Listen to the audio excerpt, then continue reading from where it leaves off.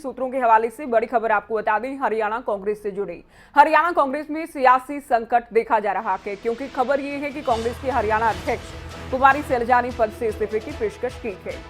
सूत्रों के हवाले से जानकारी आपको दे दें, कांग्रेस हाईकमान को इस्तीफे की पेशकश की है। तो ये बड़ी खबर आ रही है, कुमारी सैलजा की ओर से इस्तीफे की पेशकश की गई है। तो कांग्रेस में हालांकि देखिए, गुटबाजी की खबरें आप बहुत बार सुनते हैं। संगठन का गठन कब होगा, संगठन निर्माण कब होगा, इसको लेकर भी आप सवाल सुनते हैं। कांग्रेस के अंदर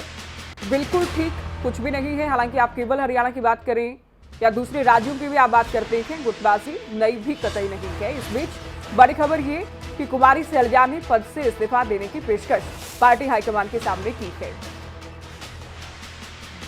चलिए सीधे आपको ले चलते हैं, हमारे संवाददाता जितेंद्र चौधरी हमारे साथ जुड़ गए हैं। जितेंद्र, क्या मायने हैं इसके, पेशकश के क्या मायने हैं? क्या इस्तीफा दे दिया गया है या कहा गया है कि वो इस्तीफा दे देंगी, या कोई शर्त रखी गई है, कोई दबाव बनाए जाने का प्रयास है हाईकमान पर, या फिर कुमारी सैलजा खुद ही किसी दबाव में है?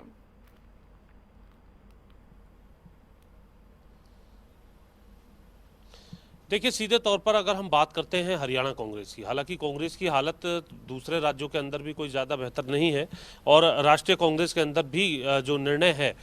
जो स्थायी राष्ट्रीय अध्यक्ष को लेकर के अगर हम बात करें, वो भी जिस प्रकार से नहीं हुआ है, तो सीधे तौर पर कांग्रेस जो है कहीं ना कहीं अपने ही सवालों के अंदर उलझी हुई है। और कुछ सवाल इसके साथ साथ आपकी तरफ से भी कांग्रेस की जो प्रदेश अध्यक्ष हैं कुमारी सैलजा, उनके इस्तीफे की पेशकश को लेकर के उठाए गए हैं। यहाँ पर यह बात साफ है कि जिस प्रकार का सिनेरियो बना हुआ है संगठन को लेकर के, जो इतना लंबा वक्त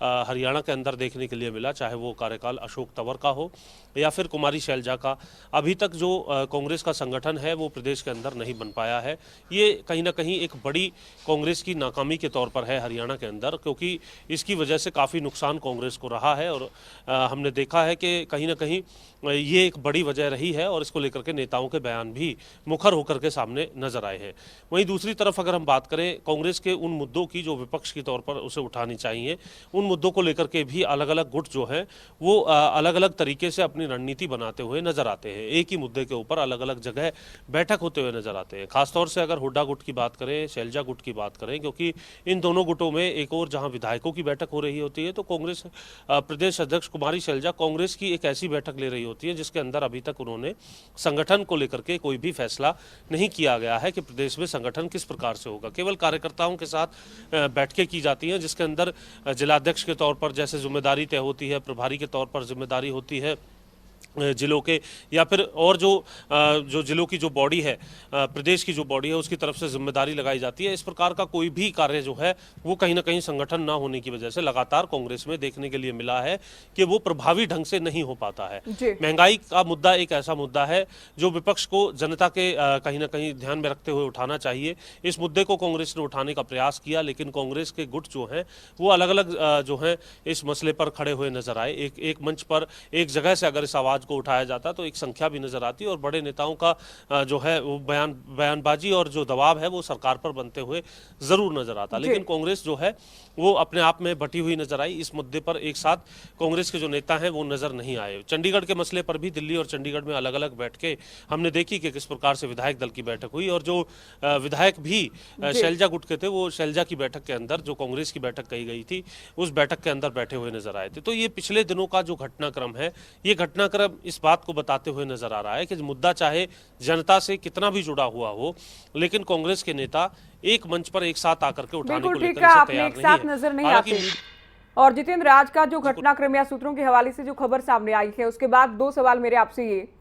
गांधी परिवार की करीबी मानी जाती है कुमारी सैलजा, पार्टी के प्रदेश प्रभारी भी आप कह सकते हैं कि अच्छी ट्यूनिंग है उनसे भी कुमारी सैलजा की, उसके बाद भी क्या कारण रहे कि संगठन का गठन नहीं कर पाई? पार्टी के अधिकतम विधायक उनके साथ नहीं होते हैं, केवल वो विधायक जिनकी टिकट को लेकर कुमारी सैलजा की चली थी वो उनके साथ खड़े नजर आते हैं। दूसरा सवाल आपसे ये कि क्या ये हाईकमान पर दबाव बनाने का प्रयास है कि वो फ्री हैंड काम नहीं कर पा रही है, या उनको काम हरियाणा में नहीं करने दिया जा रहा है पार्टी प्रदेश अध्यक्ष के तौर पर?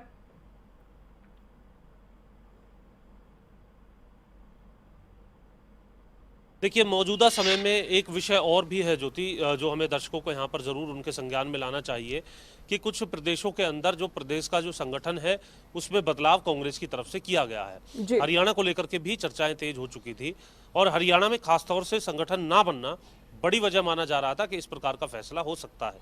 यकीनन प्रदेश अध्यक्ष हैं, प्रभारी हैं और उनकी जो तमाम बातें हैं वो सीधे आलाकमान तक भी जाती हैं, लेकिन इसके बावजूद भी आखिर संगठन क्यों नहीं खड़ा किया गया, कार्यकर्ताओं को लेकर के किसी प्रकार की कोई दिक्कत थी या फिर फैसला जो है वो नहीं किया गया, इन तमाम सवालों को लेकर के ही ये विषय जब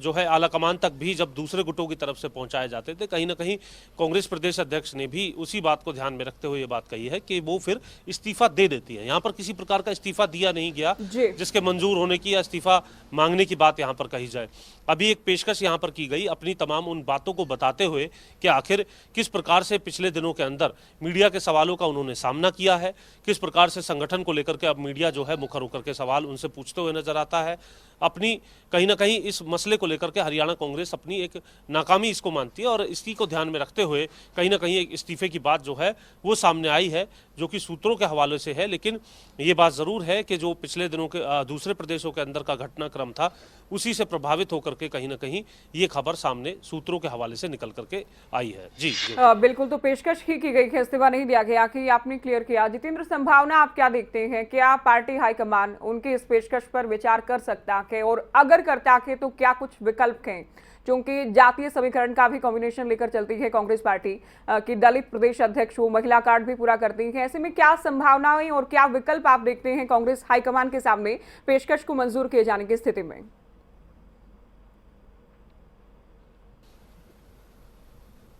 देखिए, जातीय समीकरण को लेकर के पंजाब के अंदर हमने देख लिया कि पंजाब के अंदर कांग्रेस ने जिस प्रकार से आनन फानन में जो है चुनाव से कुछ ही महीने पहले मुख्यमंत्री को का चेहरा बदला और मुख्यमंत्री के उस चेहरे को बदल करके पूरे देश में प्रोजेक्ट करने की कोशिश की, लेकिन चरणजीत सिंह चन्नी के बावजूद के आने के बावजूद भी कांग्रेस जो है कितना दलित कार्ड का फ़ायदा उठा पाई और कितना जो है कारगर कांग्रेस का ये फॉर्मूला रहा, ये कांग्रेस के सामने जो जनता है, जन समर्थन है, उसने रिजल्ट के तौर पर यहाँ पर दर्शा दिया है। अब ये देखना है कि यहाँ भी क्या इसी फॉर्मूले पर बनी रहेगी, क्योंकि ये फॉर्मूला अगर हम बात करें, इससे पहले कांग्रेस प्रदेश अध्यक्ष अशोक तंवर थे, उसके बाद अब कुमारी शैलजा हैं, चरणजीत सिंह चन्नी को भी पंजाब के अंदर एक फॉर्मूले के तौर पर इस्तेमाल करने की कोशिश की, लेकिन कांग्रेस को वाकई में इसका कितना फ़ायदा मिल पा रहा है? क्या भूपेंद्र सिंह हुड्डा, जिन्हें जो है जनता का नेता मानते हुए ये माना जाता है कि सभी वर्गों को वो साध लेंगे, क्या वो साध पाएंगे? किसी प्रकार की उन्हें जिम्मेदारी दी जाएगी या फिर कहीं ना कहीं जो आपसी खींचतान है उसमें कहीं ना कहीं भूपेंद्र हुड्डा को इसका जिम्मेदार माना जाएगा? ये बातें काफ़ी महत्वपूर्ण हैं कांग्रेस आलाकमान के लिए फैसला करने को लेकर के, और फैसले करने को लेकर के, इन समीकरणों को लेकर के कांग्रेस की जो देरी है, कांग्रेस इसके बावजूद भी जो पावर है वो नहीं दे पाती है, उसको लेकर के ये कहा जा सकता है कि एक बड़ी समस्या कांग्रेस के अंदर लगातार बनी रहती है और इन समस्याओं का कोई भी जवाब कांग्रेस के नेताओं पर नहीं होता। मंथन बैठकें होती हैं, इससे पहले राहुल गांधी की तरफ से बैठक की गई थी, तब ये माना जा रहा था कि गुटबाजी खत्म होगी, लेकिन और भी ज्यादा गुटबाजी बढ़ते हुए नजर आ रही है।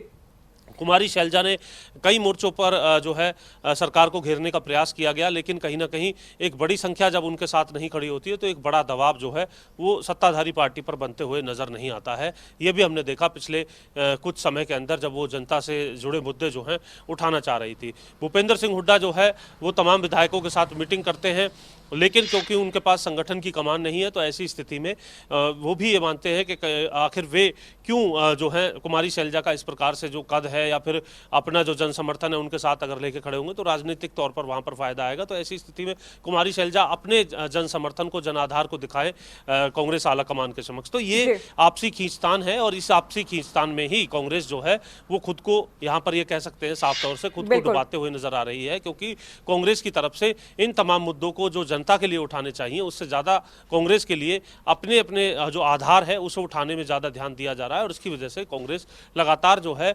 इसका नुकसान भुगतते हुए नजर आ रही है। और इन तमाम बातों को ही ध्यान में रखते हुए कहीं ना कहीं ये कह सकते हैं कि एक नाराजगी भरे रवैये में कहीं ना कहीं कुमारी शैलजा की तरफ से इस इस्तीफे का ऑफर जो है कांग्रेस आलाकमान के समक्ष किया गया है। देखना होगा कि क्या कुछ फैसला लिया जाता है। और साथ ही जितेंद्र, संभव ये भी है कि एक बार फिर से दिल्ली में हरियाणा कांग्रेस के नेताओं की बैठक राहुल गांधी बुलाएं, उसके बाद एक बार फिर से एकजुट होकर काम करने का राग अलापा जाए और उसके बाद भी स्थिति फिर से एक बार वैसी ही ढाक के 3-5 जैसी ही नजर आए। बहुत शुक्रिया जितेंद्र, पूरी जानकारी आप दे रहे थे और आपने बताया कि क्या कुछ ये खबर है, चूंकि सूत्रों के हवाले से हमने हरियाणा कांग्रेस से जुड़ी बड़ी खबर आपको बताई।